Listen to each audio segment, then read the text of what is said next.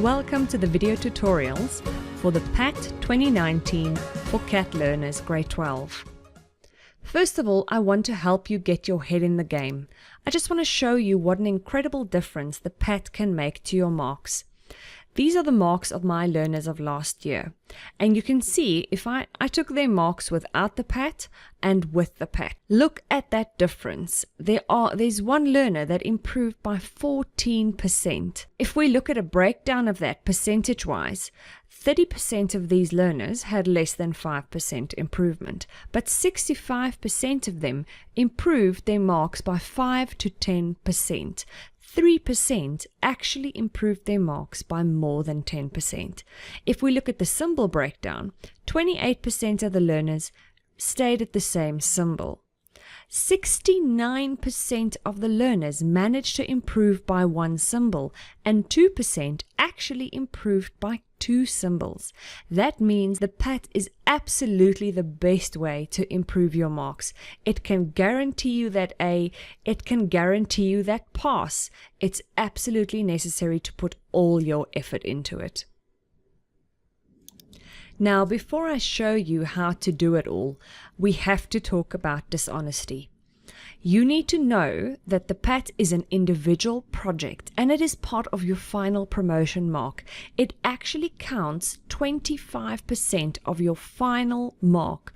That means it counts just as much as the final theory exam and the final practical exam. It's a third exam. You may not get help from others without acknowledging this help on the proper declaration form. You may not submit work which is not your own. You may not lend your PAT work to others. You may not even allow learners to access or use your material. You may lend books or borrow books, but you may not actually even give your research to someone else. They need to find it on their own. You may not include work directly copied from other books, the internet, or sources without the proper recognition. And you may not even submit work that was typed or word processed, so the layout and everything that was done by another person. So, they say it very politely. The above actions constitute dishonesty for which you will be penalized. Now, I can tell you, I have it on very good authority that there have been people that were actually expelled from writing their final matric exams because of dishonesty. Let me just show you this. The Independent Institute of Education has this article about exam cheating that could destroy your life. And I'm not kidding. If they want to investigate this PAT task counts as a final exam. You can literally be banned from writing your NSC exam for years. You cannot afford to cheat, and that's why I've put together this guide so that you can get wonderful marks without even thinking of cheating. Now let's have an overview of what you're actually expected to do in the PAT. I'm going to show you the top learner from Gauteng's PAT from last year. You have to analyze the broad topic or scenario and decide which issue best aligns with your interest and where you believe you can find the most data. That's basically like saying you need to choose your topic. Next up, you need to provide a short description of the problem and task. Let's go look at what that looks like. So you will answer the questions of how you're basically going to approach this whole project. Don't worry, I'll guide you through all of it. Next, you need to produce a single clear researchable focus question that will guide you through the task. This learner had that focus question. Next, you need to produce a set of high-quality questions in order to begin and guide you through the investigation. Here are the research questions. You will not only set the questions, 10 questions, but you will also provide the level as well as the category under which it will fall. Here we have a problem, impact, solution. Keep that in the back of your head. I'll show you later why that's important. You also need to say what type of source it will be and what source number you will use for the actual answer. We will then search for and identify and evaluate possible sources of information to answer the questions you have formulated. So, here are the sources. These sources We've already added them electronically, so there's no need to type it in individually. I'll show you how to do that. And there are the 3 sources. So these source numbers correlate with the question number. So this question can be answered by using this source. Lastly, for phase 1, we need to gather quality information from the sources you have identified. And what you're going to do there is you summarize and basically answer the questions that you've posed in full paragraphs, as you can see here. Next, we get to phase 2. In phase 2, you will set up a survey or a questionnaire in order to gather data related to the task. So we do a questionnaire in Google Forms, and if you have internet access, I would highly recommend that. It makes life much easier. And we've just saved an offline copy of it here, but it's a basic questionnaire. You'll see it obviously doesn't fit on one page, but it is still one web page, so that's okay. And it has a few questions. This person only had 6 questions, so it's only one more than the recommendation. You don't have to go overboard. You can actually get all the information you need as long as you ask good questions. Next, we need to design and create a spreadsheet and a database which reflect the management, processing, and analysis of data and information. So that's what this looks like. As you can see, because we did this electronically, he was actually able to get a lot of answers, a lot more than the required number. That was then analyzed by saying how many people chose this, how many people chose that, and then he produced a few good quality graphs. As you can see, they all have a similar look. They have clear labels and data labels and axis titles. So that's what your graphs then look like at the end. The database was made using the same data from the questionnaires, and we have 4 queries, each with a very detailed name telling you what will be found in that query, as well as a report that has grouping, sorting, as well as calculations in the group footer and the report footer. Now, it's not specified, but in phase 2, it's highly recommended that you then go and put these graphs and information about the graphs under your findings, where you say, this is the graph and what you can actually see from that and what you can interpret from that. In phase 3, we then get to creating a report regarding your investigation with information that has been sifted, evaluated, and summarized to present your findings. His final report looked like this. Cover page, title, subject. This is an abstract, just a short little paragraph to say what you were aiming for and what you achieved at the end. Automatic table of contents, automatic table of figures. An introduction. Your focus question stays there. You'll see that the task definition has been deleted. It's been changed into an introduction. And remember earlier I said there was a problem, impact, and solution under the questions that was posed for the research. Now here, the summaries that learner made is actually used. And you can see there are clear citations saying from which source each paragraph comes.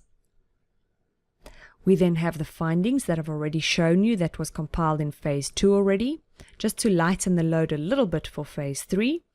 And then there's a proper conclusion as well. The bibliography is the last very important aspect of this, which you can see is an automatic bibliography as well. You'll notice that the page numbers differ in the main report section compared to the appendices, which needs to have a different number style. That's the basic final report that we're looking for. Lastly, you need to design a simple website that conveys information about the topic you investigated and your findings. Now, most of this learner's work was of very good quality, but not over the top complicated. The website, however, he really put in a lot of effort. He also takes IT, so he wrote this in CSS. But this is the website that he created with his research and the findings.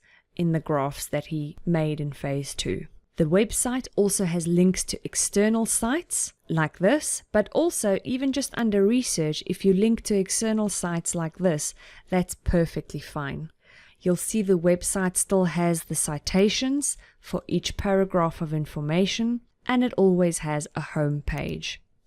So basically we need to have 3 pages: home page, research, and findings, and then he has external links to trustworthy sites. So how much does all of this actually count? The mark allocation is as follows. Phase 1 counts 18% of the PAT. Now please don't be fooled by that. We actually do a lot of work in phase 1 that counts for phase 3. Another thing is that you really can't continue with the other phases if you didn't complete phase 1. So it's extremely important to put enough time into phase 1. Phase 2 counts 24%. Phase 2 is one of my favorite because it involves the least writing. It's basically just practicing your Access and Excel skills. Phase 3, you will see, counts 47% of the mark. So please don't let your effort go in this last stage. This is really the final culmination of all your hard work and effort. I want to point out specifically this general section. It counts 11% of your mark. And the general section is about the observation and the overall evaluation after you have submitted phase 3. It's not just based on the actual final product, but also on observations of how you worked and conducted yourself throughout the full duration of the PAT. So your teacher will rate you on your attitude, your work ethic, the effort that you put in, how much independent working skills you used, your organizational skills, which means how on time you were with submitting your work, and just then this last bit is how professional your final product was. The topic is Save Our Planet. Now this might not be the most interesting topic for everyone, but I must say I am so excited about it because it's one of the easiest things to research. You know, worldwide, everyone is talking about how we are destroying our environment, and this is all about living environmentally friendly, all the environmental issues that we see nowadays. So please have a read through this topic page properly, ask your teacher to print it out for you if possible, and then you can decide which topic you want to focus on. I just want to point something out to you. The topic very specifically excludes saving electricity or saving water, since that was the PAT topic a few years ago. You have to choose one of these causes that they specify, or anything else that would help save the planet, but please clear any different causes with your teacher before you jump in with that. Try to find a specific focus rather than going too wide. It's nice to look at an international level because there's really a lot of research available, but maybe be specific. Instead of saying eliminate plastic waste, just look at something like eliminating plastic straws or recycling campaigns. Look at something specific that you recycle. Is it just glass, or is it just cans or plastic or whatever? Either way, just try to find a very specific focus so that you don't go too wide and go all over the place. Now, if you recall here, with this final report, there were 3 main sections under the body. Now you'll see in this new PAT, we don't call it the body, we call it the discussion and analysis. But this person spoke about the problem of fake news, then the impact, and then the solution. So these are the 3 subtopics. Now we will look at the subtopics of the existing problems and the challenges that we face, how involved the community actually is. That basically means how aware people are of the problem, and then looking at partial solutions, whether that is for an individual or institutions. That's actually a good thing to keep in mind when you're looking at solutions. Look at solutions specifically for individuals, or specifically what the average person can do. You're grade 12, you can't come up with an actual solution for global warming. So you don't have to come up with a scientific solution of what one needs to do to fix it. You just need to look at how every person can make a difference and help this specific cause. All right, that's the topic. That's your basic instructions. Now we can get started with the work.